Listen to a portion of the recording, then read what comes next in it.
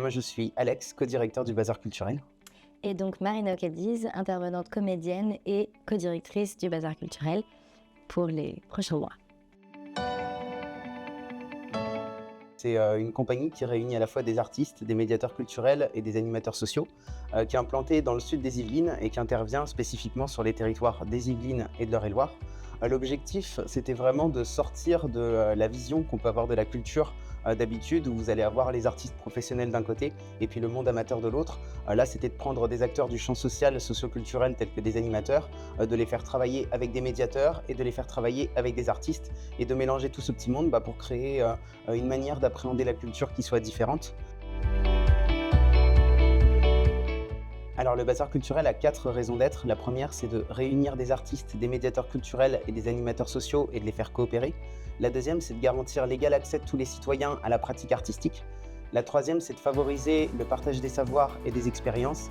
Et enfin, de proposer une approche plus intégrative de la culture dans laquelle on va vraiment mélanger les sources de savoir et les domaines d'activité. Le prix de la culture. Prix culture, le Bazar culturel, premier lauréat. Déjà, ça a popé comme ça, on ne connaissait pas du tout. Et puis du coup, c'était aussi dans l'idée d'avoir des partenaires et des mécènes en fait, qui rejoignent les valeurs du bazar culturel. Parce que nous, on essaie quand même de prôner des valeurs où le social, au sens noble du terme, a une place importante.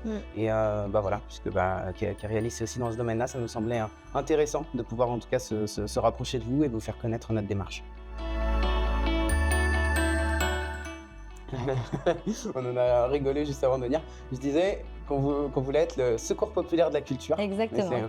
C'est un peu comme ça que je vois les choses en fait, en se disant qu'on pourrait avoir finalement des antennes dans différents départements, parce que quand on sort de la région parisienne, mine de rien, des départements dans lesquels il manque une offre d'accès à la culture, il y en a pas mal. Donc en fait, voilà, avoir des bazars culturels qui poussent un petit peu partout, ça pourrait être chouette. Pour les prochaines associations qui vont candidater, n'hésitez pas à candidater en fait. Non mais réellement, parce que finalement nous on ne savait pas réellement qu'est-ce que ça signifiait. On a candidaté parce qu'on considère que notre projet vaut la peine. Et en fait il faut toujours croire en ce qu'on est en train de faire. Et allez-y.